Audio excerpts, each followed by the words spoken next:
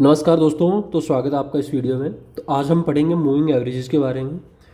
तो moving average क्या होती है, आपने बहुत बार सुना होगा कि भाई आज 50 डे टूट गया, आज 200 डे मूविंग एवरेज टूट गया। तो ये क्या होती है और कितने प्रकार की होती है और इनको हम यूज़ कैसे करेंगे, ये सब आज हम देखेंगे। तो आपकी ये अब तक की one of the most important video होने वाली है। तो मूविंग एवरेजेस होती क्या है, तो सबसे पहले अगर हम चार्ट में देखें, अगर हम वीकली चार्ट लेके चलें, तो मान लो कहीं आपने इस लेवल पे कहीं भी मार्केट में आपने इन्वेस्ट किया। अगर आपने यहाँ इन्वेस्ट किया, ठीक है, मार्केट ऊपर गया नीचे गिर गया, आप डर के पैसे निकाल लोगे, ठीक है। आपने नहीं निकाले, चलो ऊपर गया फिर नीचे आया, आप हो सकता है यहाँ निकाल लो, यहाँ निकाल लो, यहाँ निकाल लो। तो आपको कैसे पता लगेगा, मतलब बिल्कुल लेमन टर्म में, कि बहुत आराम से हमें पता लग रहा है कि मार्केट अभी अप ट्रेंड में है या डाउन ट्रेंड के अंदर है। तो उसके लिए बनाई गई मूविंग एवरेजेस।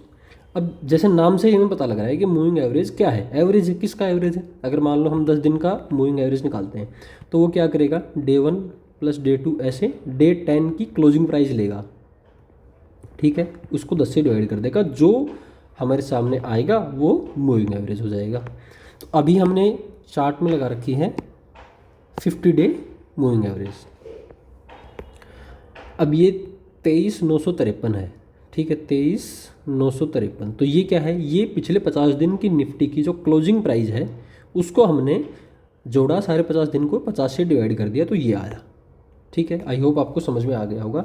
इसमें एक चीज़ बोलते हैं कि टाइम लैग। टाइम लैग का मतलब हो गया कि ये पहले, अगर ये प्रेजेंट है तो पीछे का बता रही है, पास्ट बता रही है कि अब तक ये हुआ, ये प्रिडिक्ट नहीं करती कि आगे क्या होगा। तो इसलिए बोलते हैं कि टाइम लैग के साथ आती है, बट फिर भी ये हमारे लिए बहुत ज़्यादा इंपॉर्टेंट रहती है।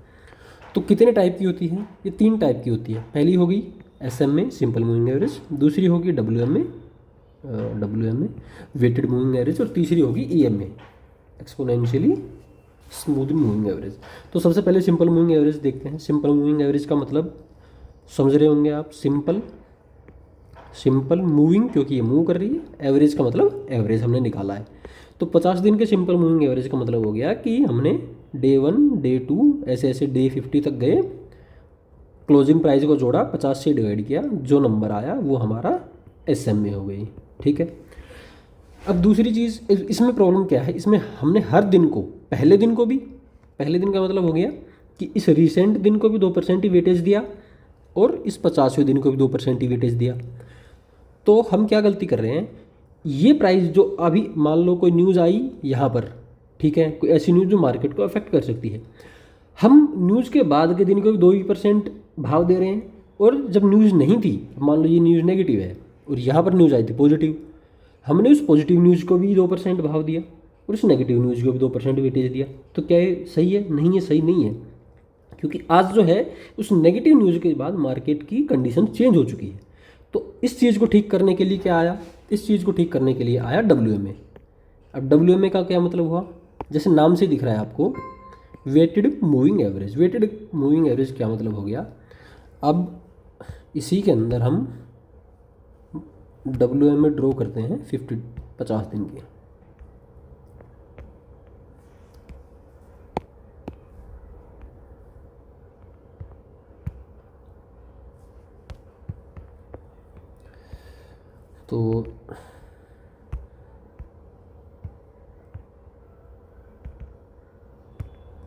तो ये जो येलो में है ये है डब्ल्यूएमए और जो ऊपर ग्रीन में है वो है एसएमए। तो अब हमने क्या किया, अब मान लो हम 50 दिन का मूविंग एवरेज ड्रॉ कर रहे हैं, तो अब हम क्या कर रहे हैं कि जो ये लास्ट वाला दिन है इसको वेटेज ज़्यादा दे रहे हैं। एसएमए में हम क्या कर रहे थे, सबको 2% मिलेगा, ठीक है, पहले वाले दिन को भी और लास्ट दिन को भी। अब हमने क्या किया कि हमने देखा कि यार इस समय, इस टाइम हो सकता है कि कोई पॉजिटिव एनवायरनमेंट हो, यहाँ आके नेगेटिव एनवायरनमेंट हो गया, तो 2% तो हम सबको नहीं दे सकते। तो हमने क्या किया अब कि अब हम क्या करेंगे कि जो रिसेंट होगा उसको हम ज़्यादा वेटेज देंगे और लास्ट वाले को कम वेटेज देंगे। तो मान लो अगर पहले हम एसएमए में क्या कर रहे थे, इसको 2% वेटेज दे रहे थे, तो अब हम इसको, इसका वेटेज 2.5 कर देंगे, 3 कर देंगे, वो उस फॉर्मूला के अंदर होता है, आपको उसकी समझने की ज़रूरत नहीं है। बस इतना काफ़ी है कि डब्ल्यूएमए जो है वो ज़्यादा जल्दी ट्रेंड के बारे में बताएगी, क्योंकि वो जो रीसेंट प्राइस है ना उसको ज़्यादा वेटेज दे रही है, क्योंकि उसका WMA वेटेड, वेटेड का मतलब हो गया कोई रीसेंट जो प्राइस चेंज हुआ है ना उसको ज़्यादा वेटेज देती है, और जो सबको ये जो बराबर वेटेज मिल रही थी वो प्रॉब्लम को सॉल्व करती है। अब तीसरी हमारे पास आती है EMA। अब EMA क्या है? अब इसके अंदर देखो एक चीज़ जुड़ गई, स्मूथ। हमारी SMA की प्रॉब्लम थी वो WMA ने चेंज कर दी, ठीक है। अब WMA की एक प्रॉब्लम है, WMA क्या प्रॉब्लम थी? हमने 50 डे की मूविंग एवरेज लगाई, ठीक है, SMA भी लगाई और WMA भी लगाई, दोनों ने सिर्फ 50 दिन को काउंट किया। अब क्या क्या 50 दिन से पहले जो भी हुआ वो इम्पोर्टेंट नहीं है, बेशक वो कम भी इम्पोर्टेंट हो लेकिन वो इम्पोर्टेंट तो है। अब हम ये नहीं कह सकते कि इस प्राइस को हम भूल ही जाएंगे कि हमने 50 दिन की यहाँ की तो ले ली, इसके प्राइस को हम भूल जाएंगे। तो ये इन दोनों में ये इशू था कि ये सिर्फ जिस दिन को हम ड्रॉ करेंगे ना तब तक की ही प्राइस को कैलकुलेट करके और उसको मूविंग एवरेज निकालता था। तो इसको ठीक करने के लिए आई हमारे पास EMA, एक्सपोनेंशियल मूविंग एवरेज।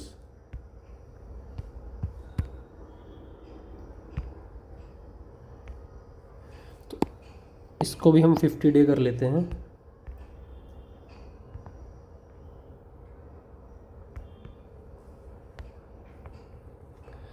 अब ये क्या कर रही है, ये अब इन तीनों का आप जैसे पीछे से देखते आए हम कि कौन सी ज़्यादा एक्यूरेट है।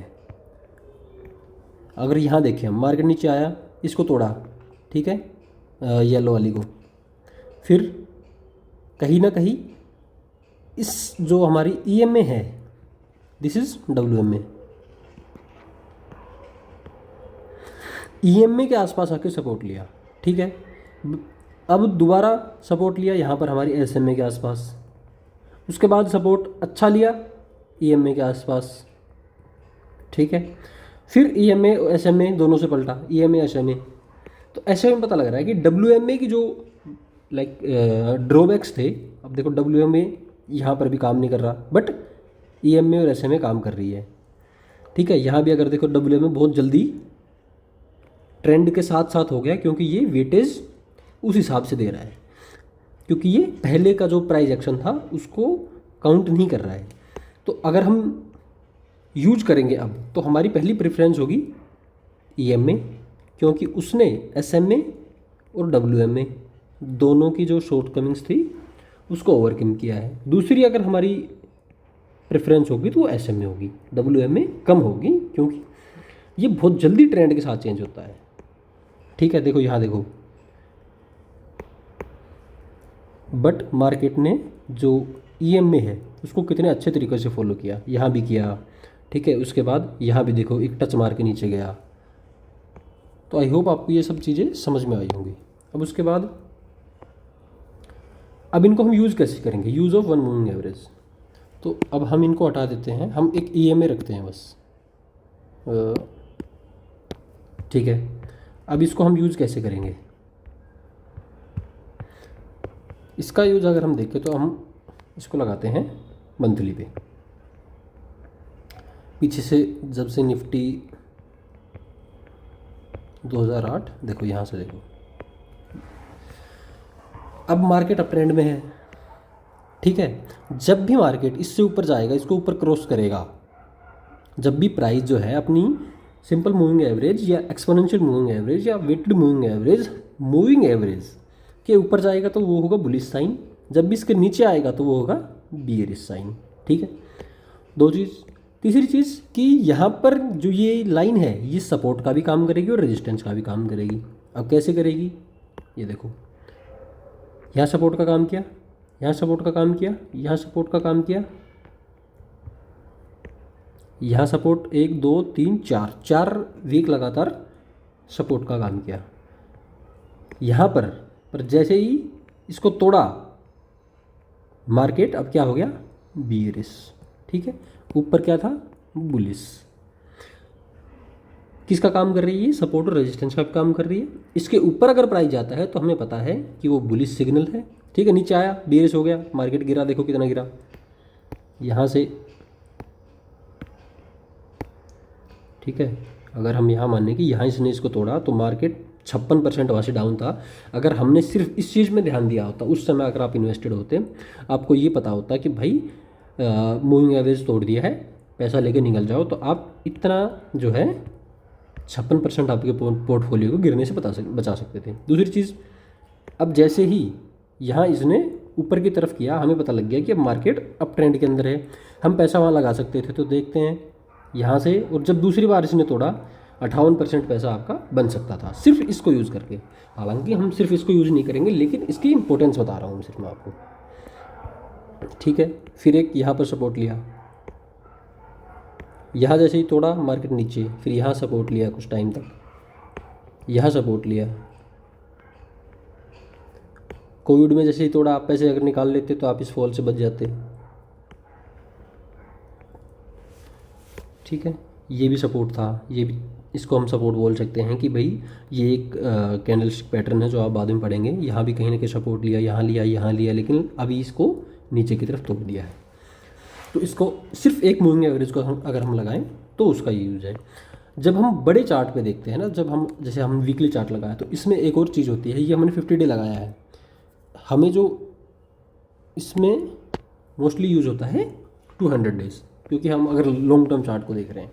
तो जैसे अगर हम 200 को देखें तो 200 में फिर से अगर हम देखते हैं, ठीक है, थोड़ा बुलिश, यहाँ सपोर्ट लिया, ठीक है, नीचे की तरफ थोड़ा। अब अगर आप 200 डे मूविंग एवरेज यूज़ कर रहे हैं तो ये आपको लॉन्ग टर्म के लिए भी वो करेगी, क्या नाम है, मतलब बताएगी। लेकिन क्योंकि हम 200 दिन का देख रहे हैं, तो वो जो सेल सिग्नल और बाई सिग्नल वो लेट आएंगे आपको। ठीक है, ये सिग्नल जो सेल सिग्नल यहाँ दे दिया था 50 डे ने, वो इसने नीचे दिया। अब फिर इसमें दिक्कत क्या होगी, भी 50 ही ले लें, क्यों हम 200 क्यों ना लें ना, 50 ही क्यों ना ले, 200 क्यों ले, क्योंकि ये फिर फॉल्स सिग्नल भी देगी। जैसे यहाँ पर ये देखो, यहाँ पर इसने सेल सिग्नल दिया, यहाँ दिया, लेकिन कहीं ना कहीं 200 दिन 200 डेज़ ने यहाँ भी सपोर्ट लिया, इस पूरे के ऊपर ही रहा। क्योंकि ऐसा नहीं होता मार्केट की भाई 100% चला गया उसके बाद फिर 100% चला जाता। अगर यहाँ से देखो आप मार्केट, तो यहाँ से आराम से 100% मार्केट ऊपर था, तो उसके बाद मार्केट को जो प्रीवियस ट्रेंड अगर इतना जल्दी आता है तो उसको डाइजेस्ट करने के लिए टाइम चाहिए होता है। ठीक है, यहाँ सपोर्ट लिया, यहाँ लिया, यहाँ लिया। 50 डे में क्या, 50 डे वाले में दिक्कत क्या थी, सेल सिग्नल यहाँ आ गया था, यहाँ सेल सिग्नल आ गया था, लेकिन 200 में नहीं आया। फिर 200 में दिक्कत क्या है, अब 200 के साथ ये दिक्कत है, 50 डे ने यहाँ बोल दिया था निकल जाओ, 200 ने नीचे आके बोला निकल जाओ। तो ये जितना आप छोटा यूज़ करोगे तो उसके अच्छी साइड ये है कि वो बहुत जल्दी सेल सिग्नल और बाई सिग्नल देगी, और बुरी साइड ये है कि फिर वो आपको ट्रेंड में निकाल देगी, ऊपर रखेगी, निकाल देगी, छोड़ देगी, ऐसा करेगी। जैसे आप यहाँ से एंट्री लिए होते हैं, तो आपको यहाँ मान लो 11,000 के आसपास जो 50 डे बोल देती कि भाई आप बुलिश हो, लेकिन 200 उससे नीचे ही बोलती कि आप बुलिश हो। बट फिर उसके बाद आप 50 डे में यहाँ निकल जाते, यहाँ निकल जाते, यहाँ निकल जाते, लेकिन 200 डे को अगर आप फॉलो कर रहे होते, अभी तक आप इस ट्रेंड का मज़ा ले रहे होते हैं। जैसे यहाँ से मार्केट अभी 128% ऊपर है, 50 डे का यूज़ अगर आप करते तो यहाँ से हो सकता है आप यहीं निकल जाते, क्यों। तो ये सब चीज़ें आपको देखनी पड़ेगी। फिर अगर आप 50 डे का यूज़ कर रहे हैं तो आप यहाँ निकल जाएंगे, हो सकता है मार्केट गिर जाए, तो जो 200 डे का यूज़ कर रहा है वो यहाँ निकलेगा, तो वो ये लॉस लेके जाएगा। तो ये छोटी और बड़ी टाइम फ्रेम के बेनिफिट भी होते हैं और नुकसान भी होते हैं। अब ये हो गया हमारा कि हमने, अगर हम सिंपल एक को यूज़ करें तो। अब आता है कि अगर हम दो मूविंग एवरेज को यूज़ करें तो क्या होता है। अब दो मूविंग एवरेज का यूज़ को बोला जाता है कि जब भी, अब क्या, अब देखो समझते हैं, जो 200 डे है वो क्या बता रही है कि लास्ट 200 दिनों के अंदर मार्केट ने ये किया। 50 क्या बता रही है कि लास्ट 50 दिन के अंदर मार्केट ने, मतलब मार्केट का ट्रेंड क्या है। अब मान लो ये बीरिश है, ठीक है, 200 दिन में बीरिश ट्रेंड था, लेकिन 50 दिन में कुछ ऐसा हुआ, कुछ ऐसी अच्छी खबर आई कि ये जो है ये अब ट्रेंड में आ गई, बुलिश होने लग गई। तो जैसे ही 200 दिन वाली को, मतलब लॉन्गर टाइम फ्रेम वाली को स्मॉलर टाइम फ्रेम वाली क्रॉस ओवर करेगी ना, तो उसको हम बोलेंगे कि ये एक बुलिश साइन है। ठीक है, पीछे चल के देखते हैं हम। अब मान लो 2008 के हम बियर मार्केट के अंदर थे, ठीक है, जैसे ही ये तोड़ा, जैसे ये 200 डे है, ये 50 डे है। यहाँ हमें पता लग गया था कि भाई जो जैसे 200 दिन का देखेंगे, 200 दिन का तो कहीं ना कहीं फ्लैट है, लेकिन 50 दिन में कुछ ऐसा हो गया है कि ट्रेंड चेंज हो चुका है, तो हम यहाँ निकल जाते। उसके बाद बुलिश सिग्नल कहाँ आ गया, बुलिश सिग्नल यहाँ आ गया। क्यों? क्योंकि 200 दिन कुछ कह रही थी कि भाई मार्केट डाउन ट्रेंड के अंदर है, लेकिन 50 दिन में कुछ ऐसा हो गया, अच्छी न्यूज़ आ गई कि मार्केट अप ट्रेंड में निकल गया। तो जैसे ही क्रॉसओवर आया हमने बाई किया। इसको अगर हम और भी, जैसे ये तो हम ज़्यादा लाइक लॉन्ग टर्म की देख रहे हैं, अगर शॉर्ट टर्म में होता है तो हम यूज़ करते हैं 21 दिन की और 9 दिन की। जैसे अगर हम इसको अगर मैं 21 दिन की कर देता हूँ और इसको 9 दिन की,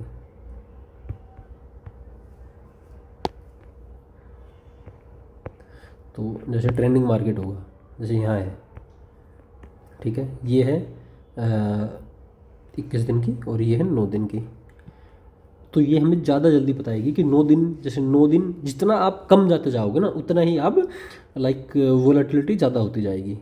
जितने आप कम टाइम फ्रेम में आते जाओगे, जैसे 9 दिन की जगह आप 5 दिन लेते, ठीक है, 7 दिन लेते, तो और जल्दी बाई और शायद सिग्नल आते, क्योंकि वो फिर और जल्दी आप प्राइस के साथ साथ आप होने लगते। मूविंग एवरेज का मतलब यही था कि हम जो प्राइजेज हैं, जैसे ये भाव है, ये एक दिन यहाँ था, दूसरे दिन यहाँ था, फिर ऊपर गया, फिर नीचे आया, तो हमें इतना फ्लैक्चुएशन नहीं चाहिए। हमें सिर्फ ये पता होना चाहिए कि भाई मार्केट अभी अप ट्रेंड में है या डाउन ट्रेंड के अंदर है। तो जितना आप प्राइस के पास जाते जाओगे तो इस फ्लक्चुएशन का आप शिकार होते जाओगे।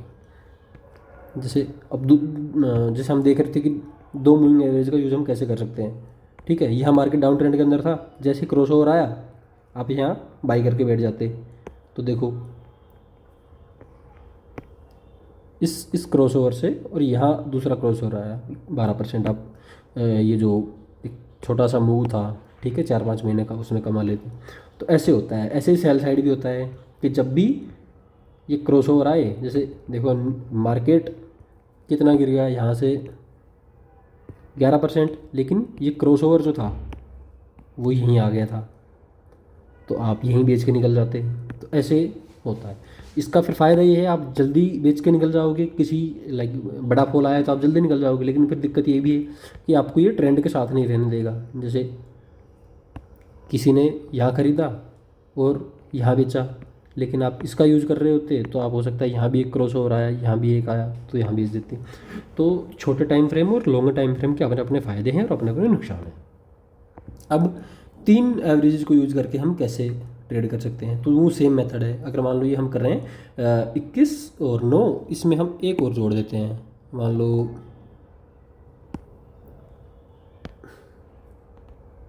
हम इसमें 5 और जोड़ देते हैं। तो इसमें क्या हो जाएगा कि जब 21 और 9 के ऊपर जाएगी 5, ठीक है, तो हम बाई कर लेंगे, नीचे आएगी तो हम सेल कर लेंगे। जैसे ये है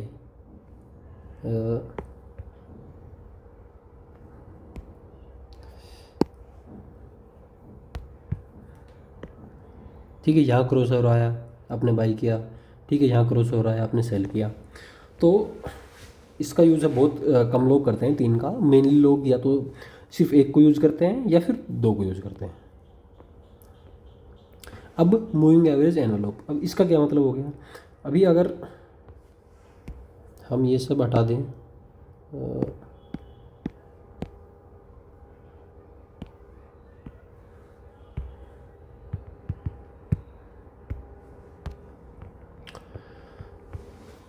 ठीक है, ये एक मूविंग एवरेज है। तो अब हमें ये है कि यार बहुत ज़्यादा वोलेटिलिटी हो रही है कि भाई हमें क्या पता लगेगा कि यहाँ से अब हो सकता है यहाँ से और ऊपर चला जाता, ठीक है, जैसे यहाँ से यहाँ गया, ये हो सकता है यहाँ चला जाए, या गिरने में यहाँ और नीचे गिर जाए इतनी जल्दी, ठीक है, एकदम से। तो हम ये देखेंगे कि हिस्टोरिकली क्या रहा है कि अगर हम ये दें, ये हमारे पास 21 दिन की मूविंग एवरेज है, तो हम ये देखेंगे कि यार हिस्टोरिकली निफ्टी ना अपने जो 21 दिन की मूविंग एवरेज है उसके 3% ऊपर गया है या 3% नीचे मोस्ट ऑफ द टाइम। कभी कभी तो ऐसा होगा कि कोई न्यूज़ आएगी तो बहुत ज़्यादा ऊपर नीचे निकल जाएगा। तो हम क्या करेंगे कि एक एनवलप बना देंगे कि इस मूविंग एवरेज के 3% ऊपर एक लाइन होगी और 3% नीचे एक लाइन होगी। ठीक है, तो जैसे अगर हम देखें मूविंग एवरेज एनवलप को, तो हम इस मूविंग एवरेज को तो छुपा लेते हैं और मूविंग एवरेज एनवलप को लगा लेते हैं। तो ये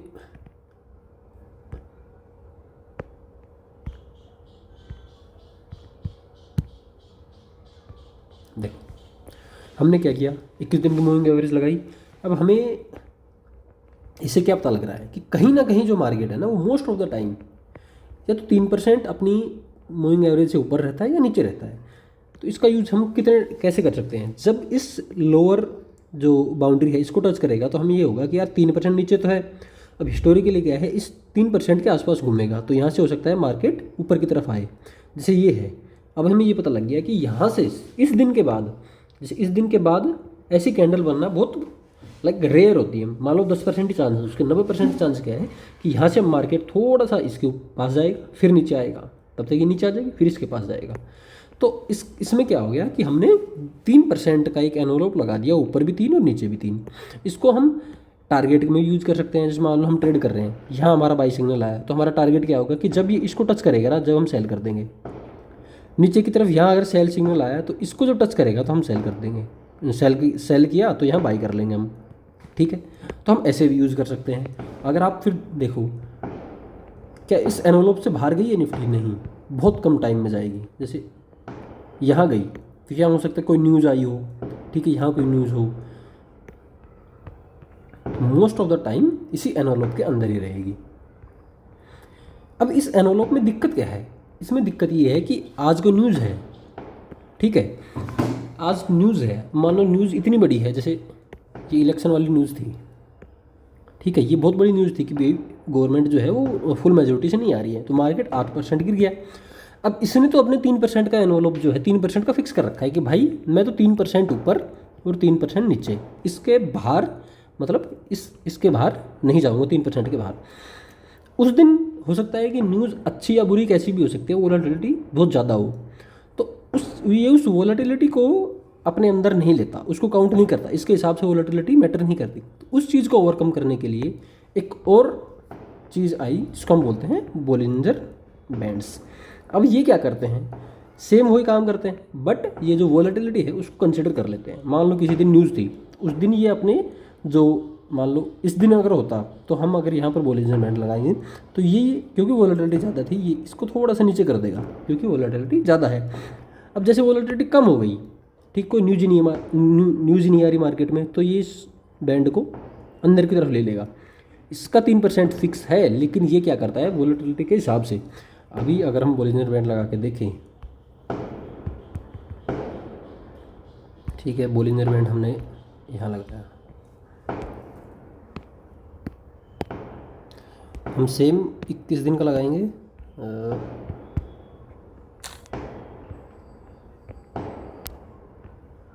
देखो तो ये इस दिन जैसे वोलेटिलिटी हुई, इसको हम देखेंगे कि जैसे मूविंग एवरेज में ज़्यादा डिफरेंस नहीं आया, ये है मूविंग एवरेज, ये ऊपर से थोड़ी सी नीचे, लेकिन जो बैंड है वो ज़्यादा नीचे गया क्योंकि इसने वोलेटिलिटी को भी कंसिडर किया। तो ये क्योंकि हम जैसे हो सकता है हम जैसे 90-50 में SMA बनी हो, तो SMA में लोगों को दिक्कत हुई तो उन्होंने WMA बनाई, WMA में दिक्कत हुई तो उन्होंने EMA बनाई। तो ऐसे ही पहले आया कि हम मूविंग एवरेज जो है उसका एक एनवलप बनाते हैं, फिर उसमें ये दिक्कत थी कि भाई वो वोलेटिलिटी के साथ नहीं है, ठीक है, तो उसके बाद बोलिंजर बैंड बना कि हम उसको वोलेटिलिटी उसके अंदर कंसिडर करेंगे। अब आ गया हमारे पास कि use of Bollinger bands as targets. अब वही चीज़ जो हमने पहले देखी थी कि अगर हमने कहीं मार्केट शॉर्ट किया है, मान लो हमने यहाँ बेचा है, तो बोलिंजर बैंड का जो लोअर लेवल है यहाँ हम टारगेट रखेंगे। अगर बाई साइड जाएँ तो यहाँ हमने बाई किया है, तो इसका जो ये लेवल है इसको हम बाई साइड लेके चलेंगे। इसको सेम हम वीकली पे भी यूज़ कर सकते हैं, ठीक है। अभी देखो यहाँ से मार्केट गिरा, बिल्कुल यहीं आके रुका, ठीक है, और जो मूविंग एवरेज है इस पर रेजिस्टेंस फेस किया, फिर नीचे आके यहाँ आके एक डोजी बना दी।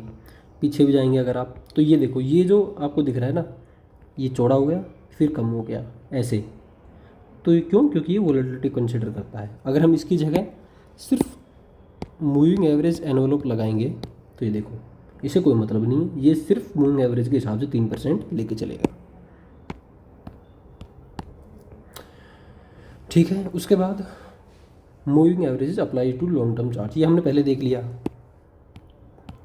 ठीक है, लॉन्ग टर्म चार्ट में हम ज़्यादा दिन की मूविंग एवरेज लगाएंगे। मान लो लॉन्ग टर्म चार्ट है तो हम इसमें 50 दिन की या फिर 200 दिन की यूज़ करेंगे।